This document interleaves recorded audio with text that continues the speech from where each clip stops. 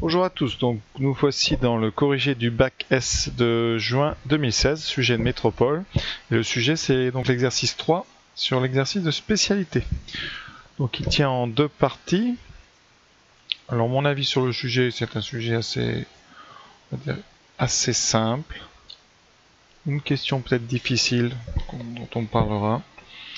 Mais globalement, il a l'air plus effrayant qu'il ne l'est vraiment. Alors, il y a beaucoup de questions qui sont accessibles à tous. Après, il y a pas mal de manipulations de fractions, donc il faut faire attention. Et beaucoup de lettres. Ça peut être un petit peu perturbant pour certains. Beaucoup de variables, M, N, P, Q, ouais, il y en a vraiment beaucoup. Donc il fallait faire très attention, bien écrire, poser les choses. Voilà, donc voici la première partie. Maintenant, je vous affiche la deuxième. Voici la deuxième partie. Donc un bel algorithme, assez long mais pas très compliqué. Et si ce n'est pour ceux qui l'ont passé, eh bien la question je pense difficile, mais c'était la question je dirais 3B. Donc beaucoup de lettres, parce qu'en rajoutant plus un R, un U, un V, donc il y a vraiment des tonnes de lettres. Sinon le reste est assez simple, par contre il faut avoir bien tout le sujet pour pouvoir faire la question 4 et l'algorithme, parce que c'est vraiment un petit bilan de tout l'exercice et de la question 2 et 3. Donc voilà, c'est parti pour le corriger. Voilà, donc une première question. Alors cette fois-ci, contrairement à d'habitude, on vous donne l'équation à droite, mais sous sa forme réduite, donc avec des fractions. Ça complique un petit peu le travail. Donc on va vraiment faire attention dans ces passages-là. Donc petit a.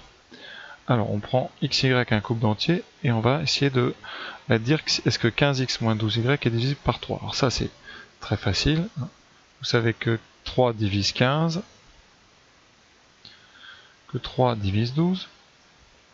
Donc comme 3 divise 15 et que x est entier, la première chose, eh bien 3 va diviser 15x. Pareil ici avec y entier. Donc puisque 3 divise 12, eh bien 3 va diviser 12y.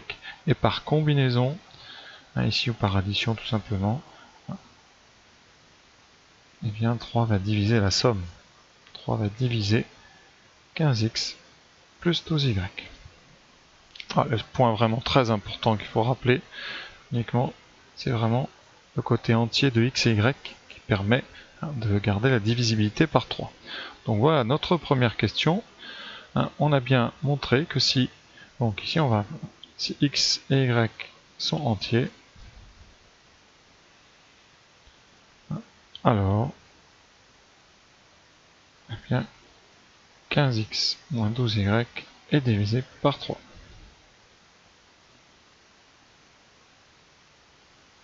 Alors ici j'ai un petit abus de langage, ici si vous mettez parenthèse, vous ne pouvez pas parler d'entier, mais vous devez parler de couple d'entiers. Sinon vous ne mettez pas les parenthèses, vous dites x, y sont entiers. Voilà. Première question, donc assez simple. Alors le seul petit piège, je pense, c'est que peut-être qu'il ne fallait pas tout de suite utiliser l'équation de la droite delta 1.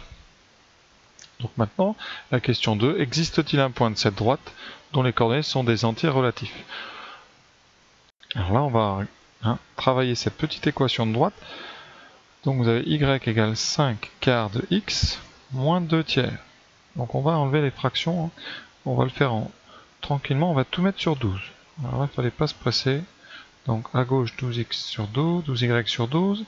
Ensuite ici on multiplie par 3, 15x sur 12. Et ici on va multiplier par 4, 8 sur 12.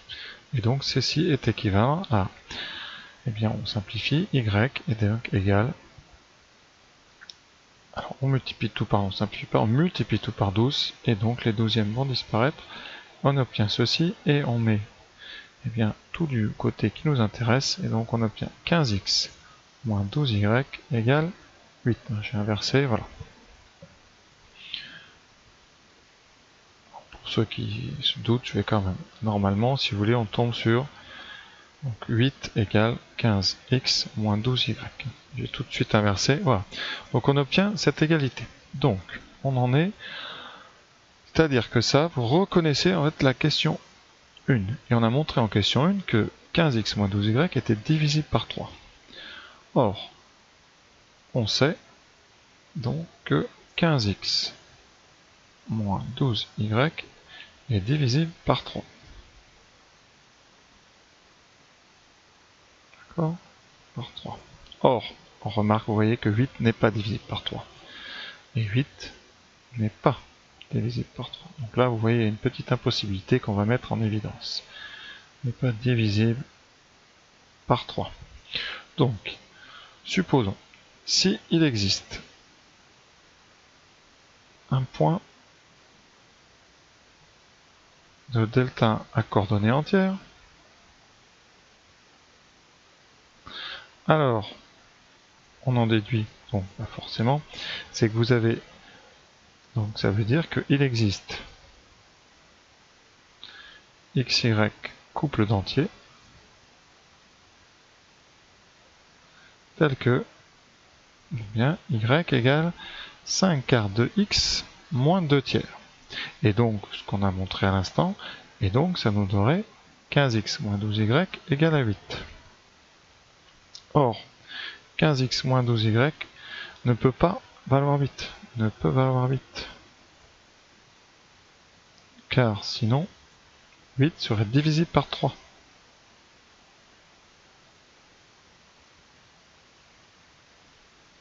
D'accord? Donc il y a une impossibilité, ça veut dire que notre hypothèse de départ est fausse. Donc c'est absurde. Et donc, il n'existe pas de point de delta 1 à coordonnées entières. Voilà, rédigé peut-être un peu trop, mais bon, mieux. Donc voilà, très important. Hein. D'accord? Donc voilà nos deux premières questions. On peut passer maintenant à la généralisation. Alors, passons à la question 2, donc la généralisation. Alors, on va utiliser un petit peu les mêmes techniques que dans la première partie. Donc, on suppose, là j'ai surligné, c'est très important, notre point de départ ici, c'est que donc il existe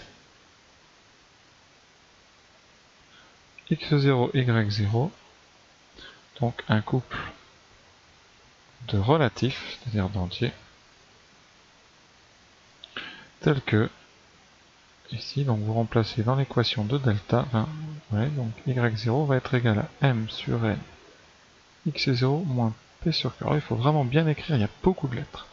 Ici on vous parle donc, dans la question 1, de n fois y0 moins m fois x0. Donc ça veut dire qu'ici, y0 a été multiplié par n. Donc c'est ce qu'on va faire.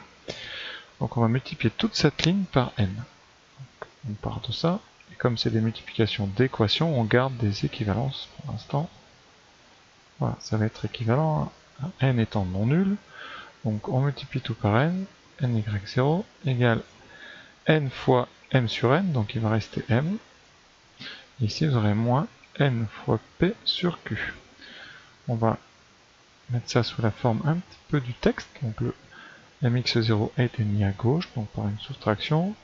Donc ny0 moins m fois x0 vaut moins np sur q. Voilà. Or, eh bien, n, y0, m et x0 sont des entiers. Donc, eh bien, n, y0 moins m, x0 est aussi un entier. Pas de s. Voilà. Et donc ça veut dire que cette chose-là ici, cette fraction, par conséquent, np sur q, vous pouvez même éteindre, donc vous pouvez laisser le moins au départ, donc appartient à z, c'est aussi un entier. Or, d'où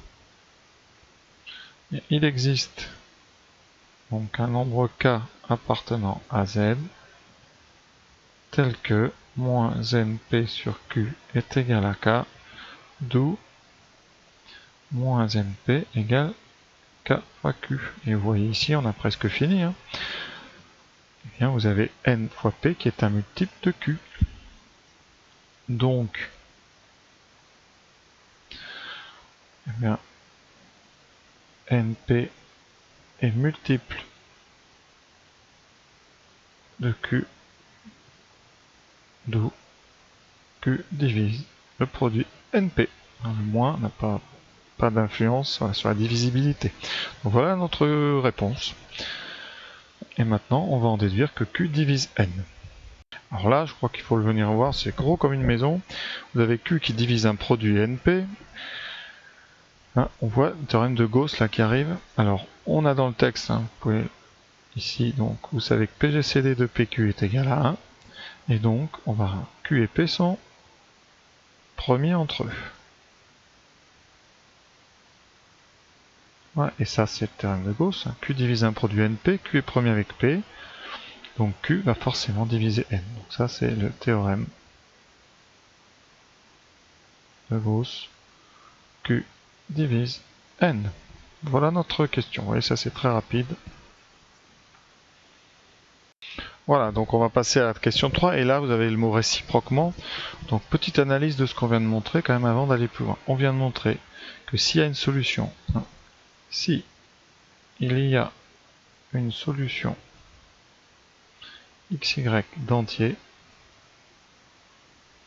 alors on a dit que Q divisé N. Très important. Et là, on va essayer de faire la réciproque, c'est-à-dire de montrer que si Q divise N, alors il y a une solution d'entier.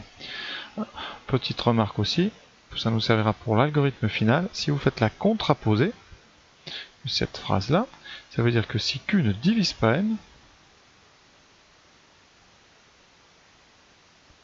alors il n'y a pas de solution d'entier. On en reparlera dans l'algorithme, c'est la boucle tant que et sinon. C'est la boucle du sinon qui va nous intéresser à ce moment-là. Voilà, donc là on passe à la 3, la réciproque. Alors, vous avez une combinaison qui vaut 1, donc ça peut faire penser à Bézout, donc on va essayer de voir est-ce que M et QR sont premiers entre eux. Alors dans le texte, on sait que PGCD de M et N est égal à 1. Donc, comme N vaut QR, eh bien, ça équivaut à dire que PGCD de QR et de N et de M est égal à 1. Donc d'après Bézout, après le théorème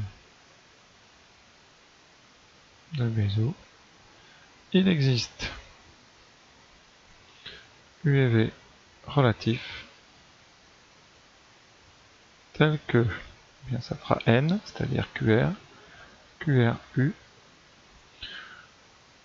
plus, dans le théorème de Bézout il y a un plus, ça va plus MV est égal à 1. Alors pour avoir le moins, c'est simple ici, vous mettez U, donc U' et V' relatifs tel que, voilà, et vous allez changer en posant V' égale moins V et U égale U', eh bien on obtient, on a QRU moins MV qui vaut 1 avec U et V relatifs, puisque vous n'avez fait qu'une multiplication par moins 1, donc vous êtes resté chez les relatifs. Donc on a trouvé deux entiers U et V tels que QRU moins MV est égal à 1. Passons à la question 3b.